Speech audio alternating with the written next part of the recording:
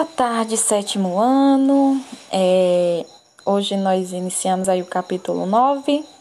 Vamos falar aí sobre o reino Monera, mais especificamente sobre os procariontes, focando aí nas bactérias. No capítulo anterior, gente, nós estudamos um tipo de micro-organismo, né? Que é desprovido de célula e que não se adequa aí em nenhum reino, né? Mas é classificado como um ser vivo, que são os vírus, né? E a partir de agora, nós vamos estudar os 5 reinos, em ordem crescente de complexidade. Por isso, nós começaremos pelo reino Monera, que é o único formado por organismos unicelulares e procariontes, né? São seres mais simples.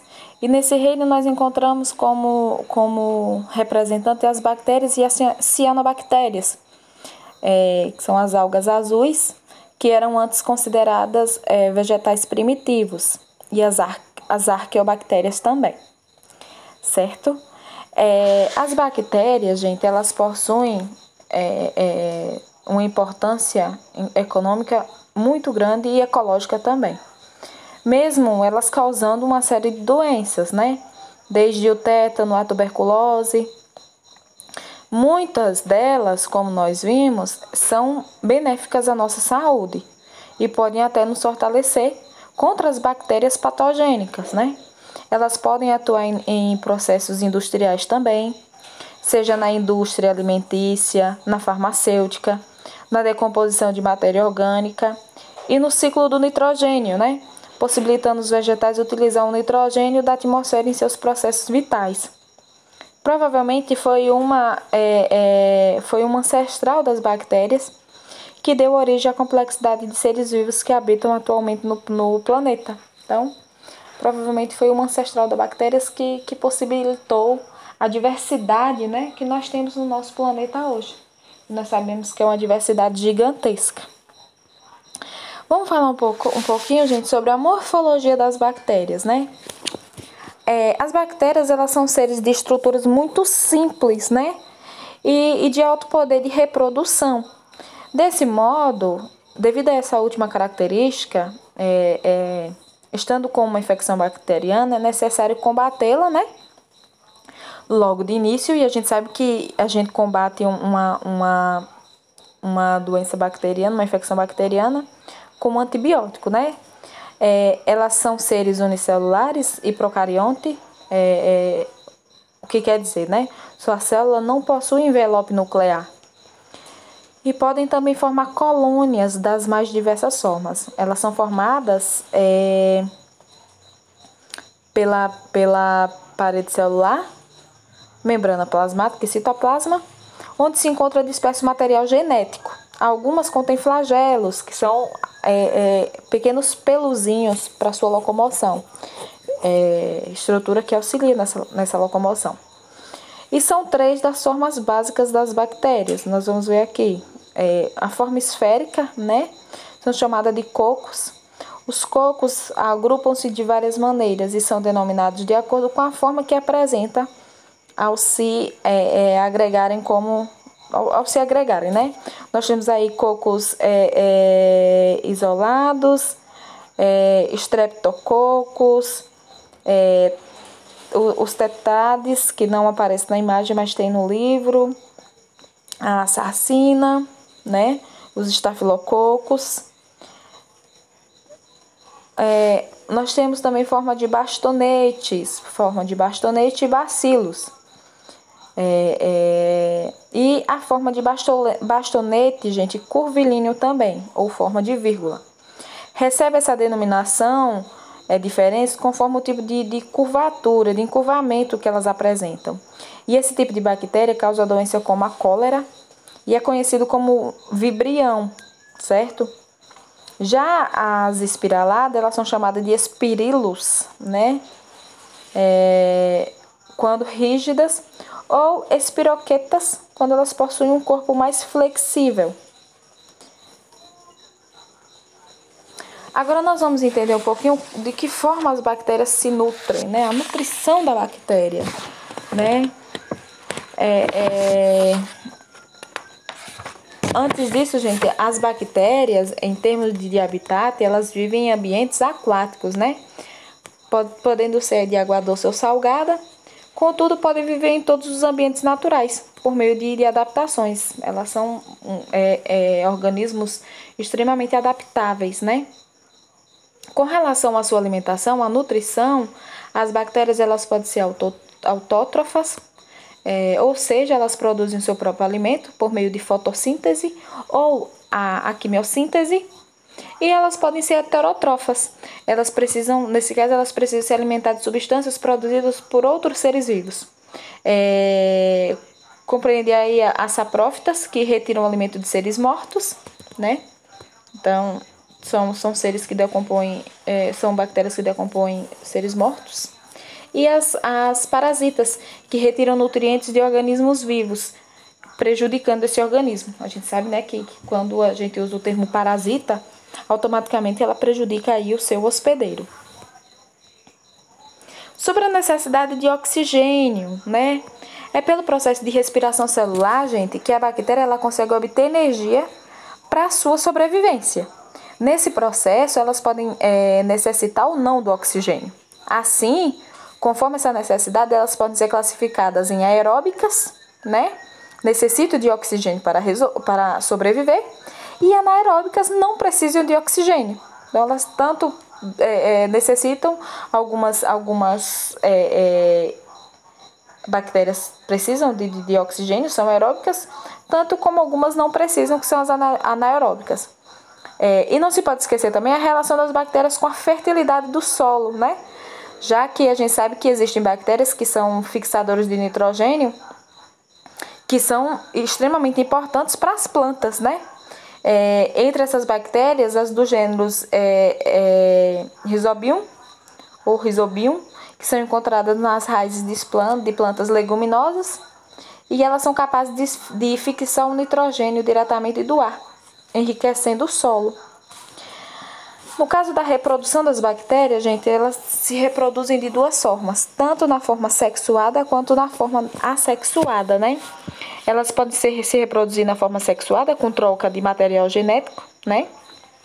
Na forma sexuada, a troca de material genético, ou na forma assexuada, sem que haja essa troca de material genético. Sendo que a forma assexuada é a mais comum entre esse organismo.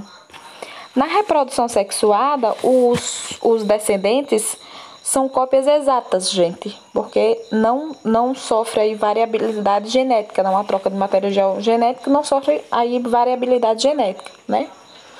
O tipo mais representativo dessa reprodução das bactérias recebe o nome de divisão binária ou bipartição. Quando as bactérias elas se duplicam, seu material genético, e em seguida elas dividem-se, dessa forma dando origem a duas filhas idênticas. Esse processo ocorre muito rapidamente. Por isso, uma infecção, por exemplo, bacteriana, ela precisa ser contida o mais brevemente possível. Pelo fato das bactérias elas se reproduzirem muito rápido e aí tomar uma extensão muito grande, né?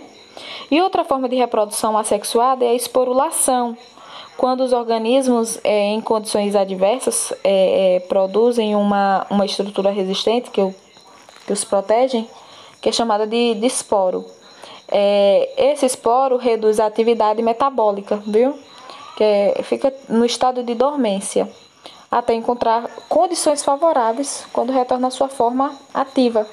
E a bactéria volta a se multiplicar por bipartição. Então ela fica inerte ali, quietinha, até voltar ativa. Na reprodução sexuada, nesse tipo de reprodução, gente, as bactérias elas podem dar origem a indivíduos com materiais genéticos distintos, porque há uma troca de material genético durante o processo. Esse tipo de reprodução recebe o nome de conjugação, né? E se caracteriza pela transferência de pedaços de DNA de uma bactéria doadora para uma receptora, né? Que combina esses pedaços com seu material genético, dando origem a descendentes com uma nova combinação em sua divisão celular. Então, quando a gente fala, né, de algumas doenças bacterianas que você não por exemplo, passa o devido medicamento, né? E você não toma direito, pode acontecer dessas bactérias elas se reproduzirem, né? E se essa bactéria faz esse tipo de reprodução sexuada, ela vai produzir um indivíduo com um material genético diferente. E aí, possivelmente, se você voltar a tomar aquele mesmo medicamento, já não servirá mais para essa nova bactéria que surgiu. Entenderam? Um esquema da reprodução binária, que é da reprodução assexuada, quando não há troca de material genético. Você vê que aqui, de uma bactéria, elas se transformam em duas idênticas. Então, elas serão idênticas. Não há variabilidade genética, né? E aqui nós temos a reprodução sexuada. Nós temos aí o indivíduo A e B, o material genético B ou A. E aí há uma junção, né? Materiais genéticos diferentes, eles se fundem em um só. E aí forma uma nova bactéria com diferentes características. Agora vamos falar um pouquinho dos produtos derivados das bactérias, né? A tecnologia atual tem desenvolvido a engenharia genética para a produção de várias substâncias úteis à sociedade por meio de modificação do material genético bacteriano. A gente vai ver alguma dessas substâncias agora. No caso do hormônio do crescimento, né, é utilizado para estimular o crescimento de crianças. O hormônio insulina, que é uma substância produzida pelo pâncreas e serve para controlar os níveis de açúcar no sangue, né, quem sofre de diabetes. Temos também a fermentação, que pode ser realizada pelas bactérias e auxilia na fabricação de produtos como queijo, né? Algumas bactérias que habitam o intestino dos seres vivos podem produzir. Algumas bactérias que habitam o intestino dos seres vivos, elas podem produzir vitaminas do complexo B, que são essenciais para o funcionamento do organismo e do sistema nervoso, e vitaminas K, que são essenciais para se evitar hemorragias, né? O que inclui o fator de coagulação sanguínea, que é usado por pacientes hemofílicos, né? Isto é, pessoas que têm problemas com a coagulação do sangue. As bactérias também, elas podem realizar fermentação, ou seja, na ausência de oxigênio, elas utilizaram o carboidrato, né, na produção de energia, favorecendo a produção de substâncias com valor muito, muito grande para a indústria, como, por exemplo, o iogurte, o queijo, o vinagre, o álcool etílico, o vinho também, entre outros. E a gente sabe da relação intimíssima, né, das bactérias com as doenças. A gente sabe das bactérias benéficas, bactérias que auxiliam no funcionamento do nosso organismo, mas tem as bactérias aquelas que prejudicam, né, que causam doenças. Elas podem ter vida livre ou habitar em alguns organismos. Muitas dessas relações, gente, podem ser benéficas, como eu falei, para ambos, como a microbiota intestinal, onde elas atuam em mecanismo de nutrição e defesa do nosso organismo. Por outro lado, as bactérias elas podem estabelecer uma relação parasitária, ou seja, que provoca danos ao hospedeiro. E as formas mais comuns de transmissão de bactérias causadoras de doenças são contato com gotículas de saliva dos doentes ou portadores, pode transmitir doenças como a tuberculose, a hanseníase, a difteria, coqueluche, a pneumonia e a meningite. E contato com alimento, água ou objetos contaminados, que pode transmitir doenças como a disenteria bacilar, o tétano, a leptospirose, a cólera, a febre tifoide e o botulismo, né? E o contato sexual, que pode transmitir doenças como sífilis e a gonorreia também. Então, vamos ver algumas aqui, rapidinho, para a gente não se estender tanto, né? O tétano, por exemplo, é causado pelo bacilo Clostridium tetani, que provoca espasmos musculares, contrações violentas nos músculos, e quando atinge músculos ligados à respiração ou deglutição, pode levar o paciente à morte, né? Essa bactéria ela vive no solo e penetra na pele por um simples corte ou uma perfuração, que pode ser por vidro ou ferro enferrujado. Para essa doença grave já existe a vacina, né? A tuberculose ocorre devido à infecção por uma bactéria chamada bacilo de Koch, ou Koch, né? que é o nome dado em homenagem ao alemão descobridor do bacilo, que foi Robert Koch. Cujo nome científico, gente, é Mycobacterium tuberculosis. Ela é transmitida pelo ar, podendo atingir vários órgãos do corpo, e na maioria desses casos ela acomete os pulmões. Muitas vezes os sintomas se assemelham aos da gripe, né, ou de algum resfriado comum. E sua prevenção é feita pela vacinação, e o tratamento consiste no uso de antibióticos, sob prescrição e acompanhamento de um médico. A sífilis é uma doença transmitida por relações sexuais que afetam os órgãos genitais, os órgãos sexuais masculinos e femininos, pênis e a vulva. É causado pela bactéria Treponema pallidum, e ela também pode ser transmitida da mãe para o filho, né? Da mãe para o feto durante a gestação, que nesse caso é a sífilis congênita, com risco de ocasionar malformação e até aborto. Quando não tratado de início, a sífilis ela pode evoluir para formas mais graves, causando problemas mais sérios como lesões cerebrais e até loucura. A prevenção é por meio de relações sexuais protegidas, e no caso das mulheres grávidas, com rigoroso acompanhamento do pré-natal. Já o tratamento ele consiste na administração também de antibióticos. A hanseníase é a doença que afeta a pele, que é causada pela bactéria Mycobacterium leprae, atinge os nervos periféricos e pode reduzir a sensibilidade da pele, né? Começa aí com o surgimento de uma mancha arredondada com pigmentação e sensibilidades reduzidas. A transmissão ocorre a partir do contato com secreções contaminadas do doente, e as bactérias elas penetram por pequenas lesões, ferimentos na pele e nas mucosas, ou seja, a boca, os tecidos que protegem a boca, o estômago, o canal vaginal, entre outros, né? Vale ressaltar também, gente, que a vacina existente é indicada para pessoas que convivem com o doente, né? O tratamento é feito pela administração de antibióticos sobre rigoroso acompanhamento. Acompanhamento médico e cumprindo o cumprimento também das dosagens prescritas de forma correta. A pneumonia bacteriana afeta os pulmões e o contágio se dá por meio da inalação das bactérias de Streptococcus pneumonia ou pneumococcus e as Staphylococcus aureus, que são eliminadas junto com secreções respiratórias de pacientes contaminados. Nessa doença ocorre febre, dor no peito e dificuldade respiratória, e o tratamento é feito com a administração de antibióticos.